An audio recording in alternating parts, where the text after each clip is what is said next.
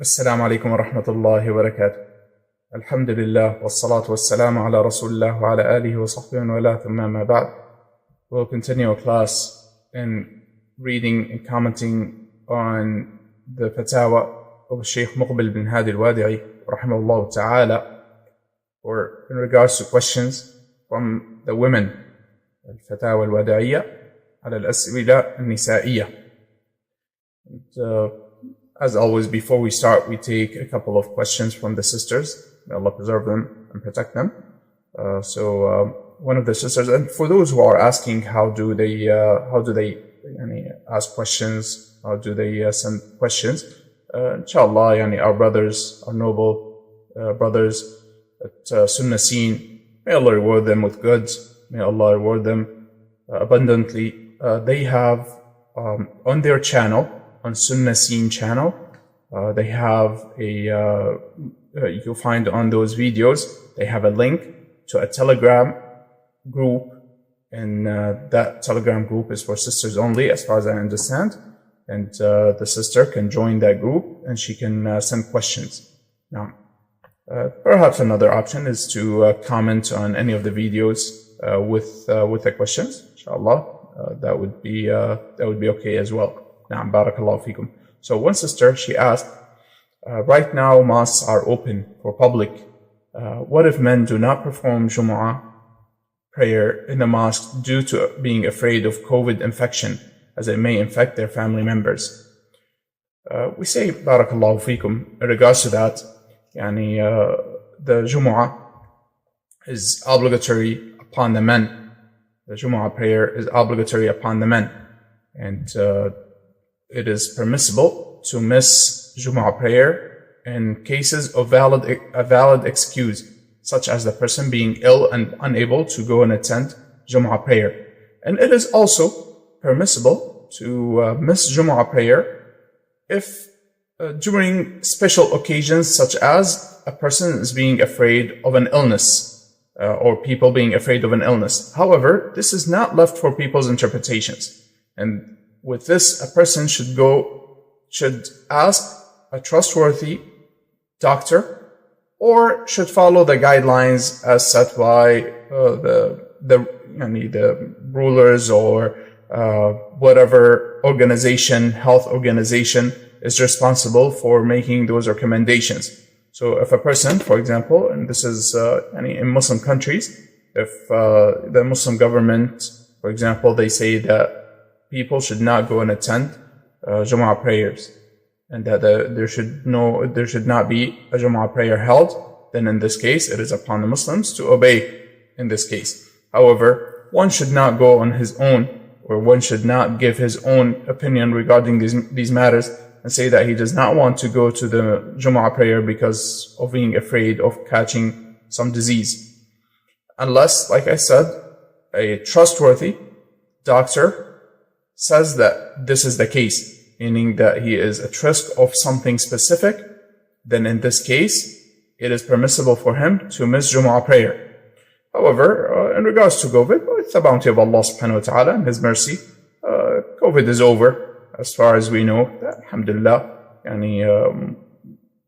alhamdulillah, the people are back to normal, and there's with the bounty of Allah subhanahu wa ta'ala, this trial, this tribulation that befell the people has been lifted, and COVID is over, and people have been going to work and to the jama'at and praying Salat al-Jumu'ah, praying in congregation, and other than that, and with the bounty of Allah subhanahu wa ta'ala, it no longer is an issue. So unless the person has a very specific condition that his doctor tells him that he should not go and he should not attend, then if this is the case, and the doctor is trustworthy, is a Muslim and trustworthy, then he should take his advice in regards to this matter. And perhaps he should ask more than one doctor, just to verify and confirm. However, barakallahu fikum, this is not something that the person should give a ruling on his own.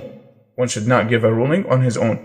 And especially the case, in regards to this brother, or those brothers who might say that they don't want to attend Jumu'ah prayer. The question is, do they go to work?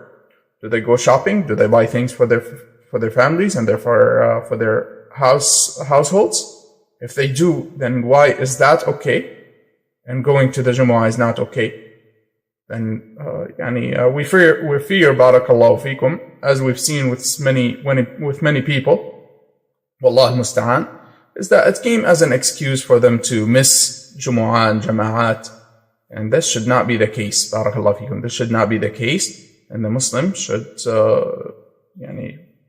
do diligence to attend the Jumu'ah, for the men, the Jumu'ah and the Jama'at, and should not find an excuse to miss them. So that depends, like I said, on the situation. If the person's doctor, trustworthy doctor, because of a specific condition that he or his family has, he tells him that he should not be amongst people, he should not go to marketplaces, and he should not go to work, and he should not go to pray Jumu'ah, then in that case, Allah musta'an, may Allah give him and give his family good health and remove whatever condition that they have. And in that case, barakallahu fikum, then he should listen to his doctor. If this is not the case, then one should not look for excuses as to miss, unless it is a legitimate excuse. However, this is not a legitimate excuse, meaning to say that there's COVID and possibility of catching COVID, especially if the person, like I said, he goes to work and he goes to marketplaces and he does shopping and he goes to, other than that, perhaps he sits in social gatherings, and then when it comes to Jumu'ah, Allah al-Musta'an, we've seen some brothers who they say, no, we're afraid of COVID. And, so they want to miss praying in congregation because of COVID, but then they don't want to leave out their social gatherings and whatever it is, whatever else they do. Then this is merely making excuses not to attend Jumu'ah, Wallahu musta'an, or not to attend the Jumu'ah prayer, Wallahu musta'an. So another sister, she asked, what are the conditions for the man if he refuses to perform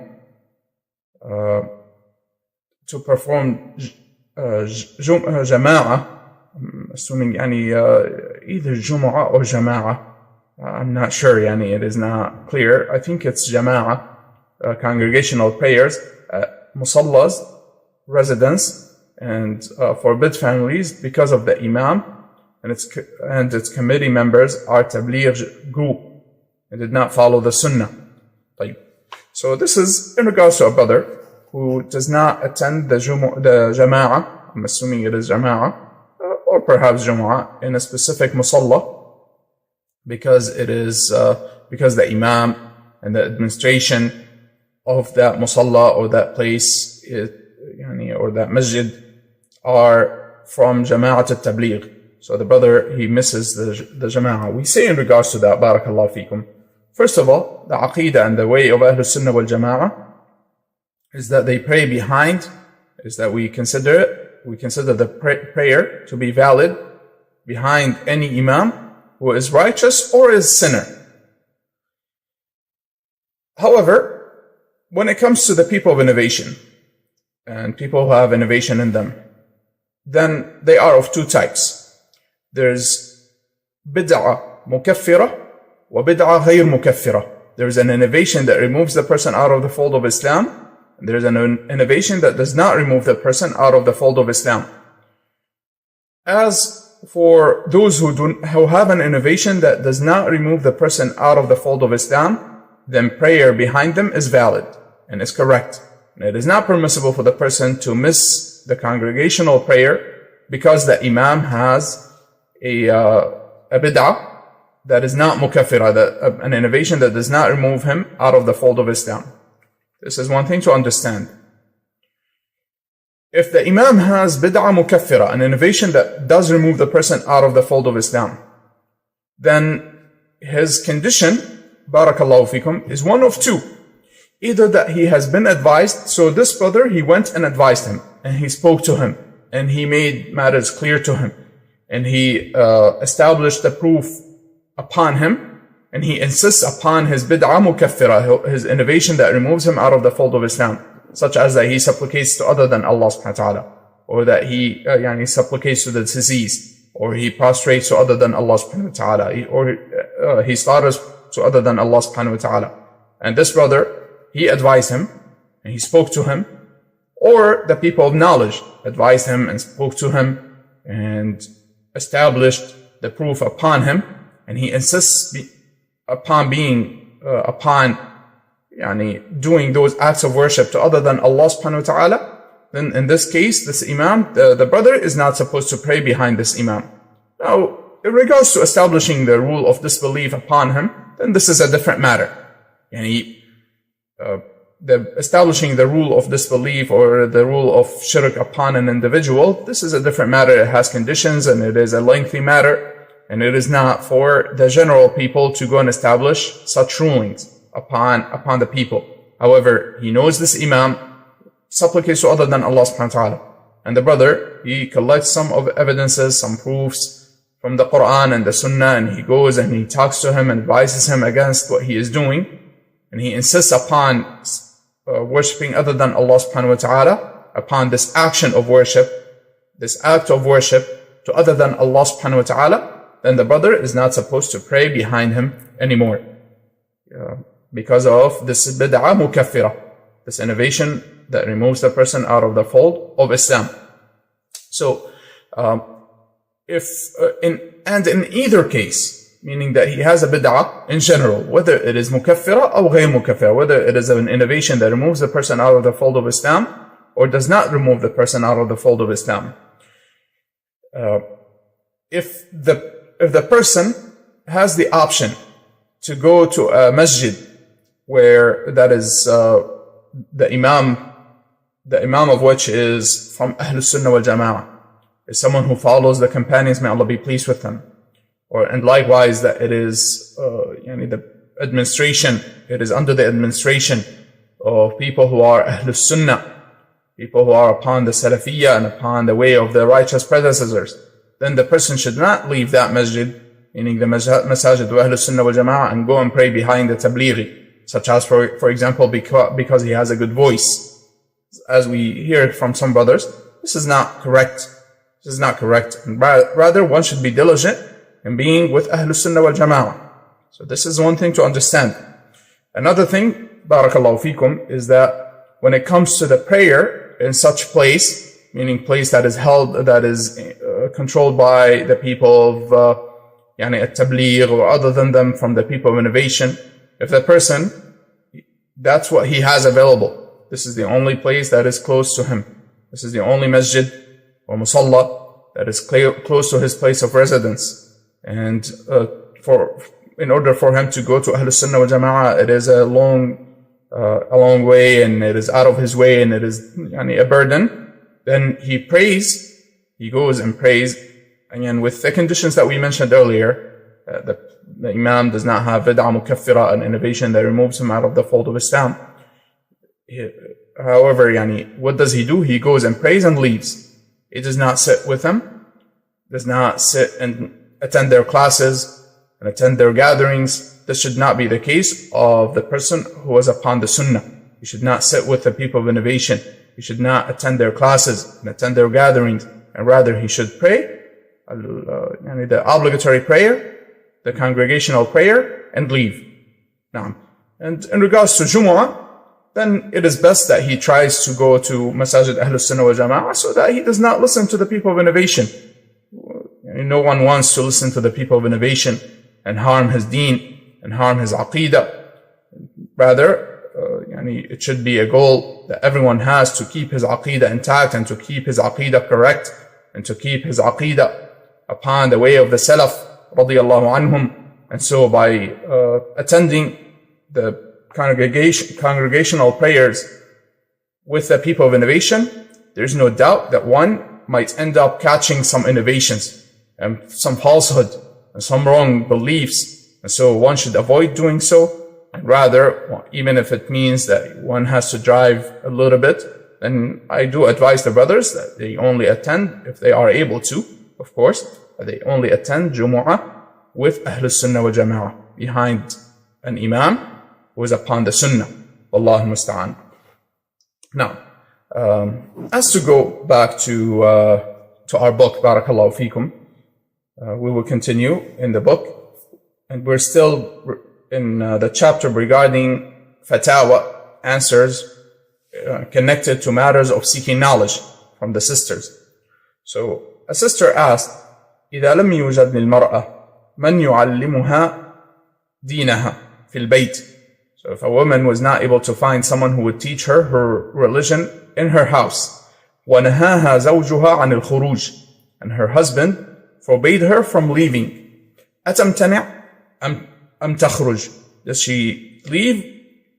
أتمتنع, does she not go to seek knowledge? Or does she leave? ولا طاعة له في هذا, and that she does not obey him in that. She does not obey him in regards to his command for her not to leave to seek knowledge. We previously mentioned, barakallahu fikum, the answer by Shaykh Muqbil rahimahullah, that from a sister who said that her husband does not mind her leaving, and he allows her to leave, and she's free to leave, to go. However, he wants her to go, for example, to social gatherings and things of that nature, but does not want her to go to seek knowledge. And Shaykh Muqbil, he said, the problem is that if she goes and she goes to the places of seeking knowledge, it might cause problems between him and her, and other than that. Now, the husband does not even want her to leave, does not want her to leave the house. So, Shaykh rahimahullah, he said, الذي أنصحها أن تمتنع من الخروج. My advice to her is that she does not leave. She does not leave the house. والله سبحانه وتعالى يجعل لها فرجا ومخرجا. And Allah subhanahu wa ta'ala will make ease for her. وأن تكتب إلى من ينصحه بأن يأذن لها بالخروج إلى طلب العلم. And that she should write to someone who would advise him to allow her to go to seek knowledge. So she would write, for example, to someone he respects, to a student of knowledge, or someone from the people of knowledge, who would be able to advise her husband, to allow her to go and seek knowledge. قال وهي تخرج من فضل ربي إلى مسجد النساء تحت الأرض لا يرين أحدا ولا يراهن أحد. Shaykh rahimahullah is referring to the place where he used to teach, to his own masjid rahimahullah. He said, and when she leaves to seek knowledge, she's going with the bounty of Allah subhanahu wa ta'ala to the masjid of the women, to the place of the women. And he said it is underground, meaning that it was in the basement. The masjid of Shaykh Muqbil rahimahullah, the first floor was for the men, and then they had the basement prepared for the women. So he said, no, she does not see anyone and no one sees her. She does not see anyone and no one sees her. Alhamdulillah, with the bounty of Allah subhanahu wa ta'ala, likewise are the masajid of the Muslims in general.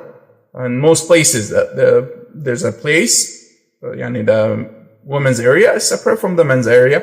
So, if the husband allows his wife to go and attend the classes and sit and benefit from the classes of knowledge, usually she is sitting in a place that is separate for the women. قال وأيضا ولا يراهن أحد وأيضا فاضلات. He said, furthermore, she is with righteous women. أسأل الله أن يبارك فيهن. I ask Allah to bless in them. نعم. قال لا يحببن أن يراهن أحد. Meaning those righteous women that this woman goes to sit with in order to seek knowledge, they are righteous women who also do not want the men to see them. قال فهي في مسجدها ها هنا تتعلم من فضل الله وأصبحنا مستفيدات. He said, so she is here in the masjid with the bounty of Allah subhanahu wa ta'ala. She is learning, and some of the women, they became strong students of knowledge. يعلم الله أنهن بعض الأوقات يضحكن من إجابات بعض إخواننا إذا سألت إخواننا عن بعض الأسئلة. So, meaning, Shaykh rahimahullah said that sometimes they are more knowledgeable than the men. The sisters sometimes are more knowledgeable than the men. He said sometimes I would ask the brothers questions as to test them, and some of the sisters, he was informed that some of the sisters get to the point of laughing from that they know the answers more than the brothers. قال عندهن معلومات, they have knowledge. وعندهن خير من فضل الله, they have goodness with the bounty of Allah subhanahu wa ta'ala. والبركة هي بيد الله سبحانه وتعالى, and the blessing is in the hands of Allah subhanahu wa ta'ala. نعم. قال أسأل الله أن يحفظ مدرستهن أو مدرساتهن. I ask Allah to preserve and protect their teachers, their teacher or their teachers, the sisters who used to teach at the time of Shaykh Muqbil رحمه الله. قال وأن يدفع عنها كل سوء ومكروه, and to protect her from every evil. قال فعندهن خير بحمد الله. So they have a lot of goodness with the bounty of Allah subhanahu wa ta'ala.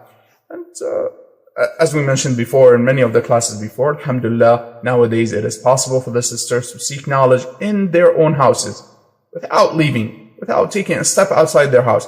Alhamdulillah, if they are able to go and sit with good sisters, righteous sisters, students of knowledge, and read books together and study and teach one another, then there is no doubt that this is a great bounty from Allah subhanahu wa ta'ala, with the conditions that Shaykh rahimahullah mentioned, that they are amongst good sisters, that they are in a place where they are not seen by the men and they are not heard by the men.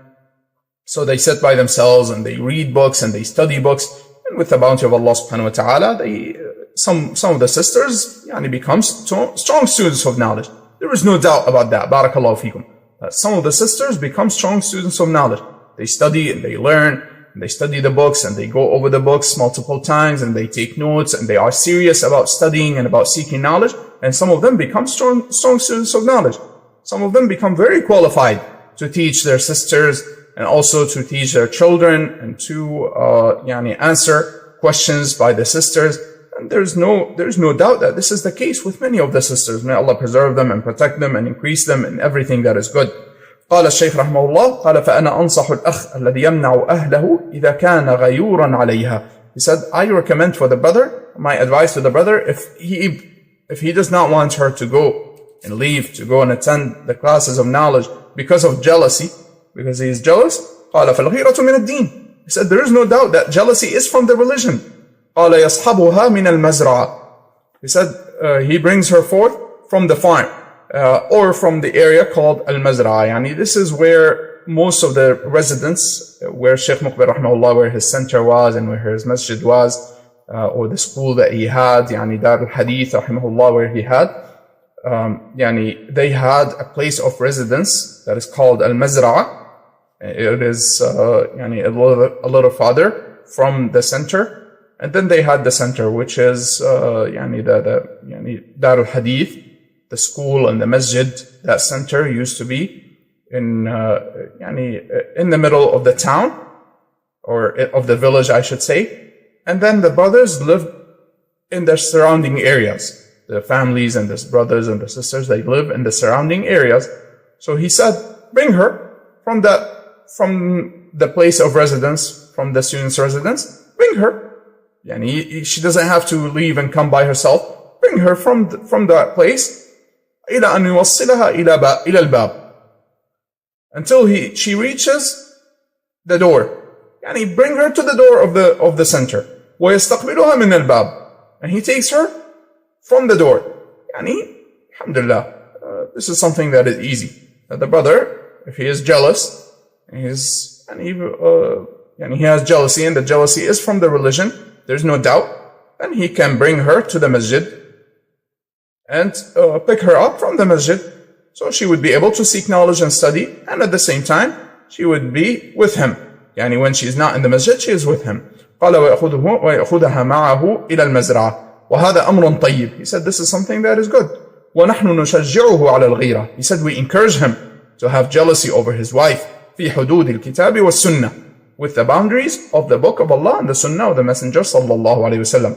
قال أما أن تتغرب مع زوجها 3 سنوات أو 4 سنوات أو 5 سنين ثم ترجع وهي لا تعرف شيئا من دينها. He said, as for her to actually travel with her husband, because many of the students, barakallahu feekum, we should understand that many of the students at the time of Shaykh Muqbil in Damaj, they used to travel, and most of them were not actually residents of the village where he used to teach. They were not residents of that place, or they were not from the people of that area, but rather they used to travel from different places and go and reside there for a year, 2 years, 3 years, 4 years, whatever is possible, and then return. So he said, as for her to actually leave with her husband, travel with her husband, and live in that place for several years, and then she would return, and she had not learned anything. This is not befitting. This is not befitting. This is not right. And for the woman to actually travel with her husband, live away from where they are from, in a place where, in the beginning, of course, they know no one. They don't know anyone. They go and they live by themselves, and eventually, alhamdulillah, of course, they get to meet people and they get to know one another. However, they leave their places and they leave their towns and their homes and their countries, and they travel to a place in order for the husband to seek knowledge, and then the sister, she sits at home and does not benefit. This is not befitting. Rather, he should take her to the masjid, he is saying, so that she would learn and then return. قال فمسؤولية عظيمة على كاهل زوجها. This is a great responsibility upon her husband. Wallahu al-musta'an, and we seek the help of Allah. Now, and alhamdulillah, as I mentioned repeatedly, barakallahu fikum, nowadays the matter of seeking knowledge is very easy. With the bounty of Allah subhanahu wa ta'ala, it has become very easy. And nowadays, a sister can follow channels, as I mentioned before. If she speaks and understands Arabic, then she can follow channels of the mashayikh, of the people of knowledge, from the scholars, from the likes of Shaykh Salih al-Fawzan, Shaykh Abdul Muhsin al-Abbad, Shaykh, and other than them, barakallahu fikum. And I mentioned many of the people of knowledge in the previous classes. And if she does not understand Arabic, then alhamdulillah, with the bounty of Allah subhanahu wa ta'ala, there are many channels of trustworthy brothers who run those channels. So she can follow those channels on YouTube and other social media and benefit from them, from the likes of the channel of our brothers at Sunnah Scene, and likewise the brothers at Sunnah Saga. And other than them, barakallahu fikum, that the sister can follow those channels and benefit from the different classes in English or whichever language that she speaks, as long as the channel is run by Ahlus Sunnah wal Jama'ah, by people who follow their righteous predecessors. May Allah be pleased with them. And likewise, alhamdulillah, the matter of studying by reading books is also something that is very easy. And I do recommend for the sisters, if they are attending a class and the class is the teacher is going over a book, that the sisters and the brothers, of course, they actually try to buy the book, have the book with them when they are studying the book, and have a notebook ready, take notes. So study seriously, make it serious, and make this something that is a part of your life and a serious part of your life, and do not delay. Barakallahu fikum. Many people, wallahi musta'an, they delay and they don't gain knowledge because of postponing. I will inshallah study. I will seek knowledge. I will start. No, start today, barakallahu fikum. Start today. Do not delay. Alhamdulillah, the matter of seeking knowledge has become easy. Do not wait until you travel. Whatever it is that you want to travel to seek knowledge, whether it's Saudi Arabia, or Egypt, or whatever it is that you want to travel to seek knowledge, don't wait until you travel. Alhamdulillah, if you're able to, and Allah subhanahu wa ta'ala allows you to travel to seek knowledge with the scholars, then alhamdulillah, that is a great bounty from Allah subhanahu wa ta'ala. However, if this was not made possible and you're not able to, then alhamdulillah, the matter of seeking knowledge can be done wherever the person is. So by listening to the classes, attending the classes, having the books. Also, if you're not able to buy the book or you're not able to find the book, alhamdulillah, like I mentioned, nowadays, many of the books are available electronically. Download the book, follow with the book, have a notebook ready, take notes, take the matter of seeking knowledge serious, and bi'idhnillahi ta'ala, you find that slowly you collect knowledge. Slowly you have more and more and more knowledge. And many of the sisters, they become students of knowledge, strong students of knowledge. And the Messenger sallallahu alaihi wasallam, he said, إِنَّمَا الْعِلْمُ بِالتَّعَلُّمِ. Indeed, knowledge is by seeking knowledge, is by learning. No one is born as a scholar. No one is born with knowledge.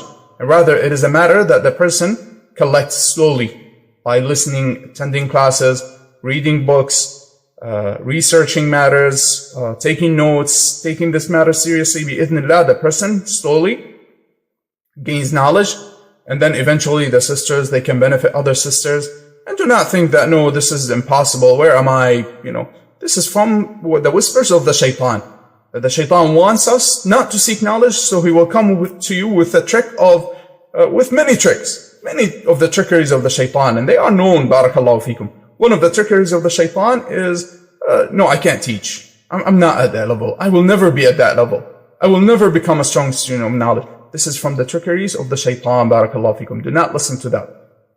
Seek knowledge with the intent of, first of all, that this is a worship of Allah subhanahu wa ta'ala. Seeking nearness to Allah subhanahu wa ta'ala. This is without a doubt, seeking knowledge and studying the religion is from the greatest of worship, of the types of worship of Allah subhanahu wa ta'ala. So seek knowledge, wanting the pleasure of Allah subhanahu wa ta'ala, the good pleasure of Allah subhanahu wa ta'ala.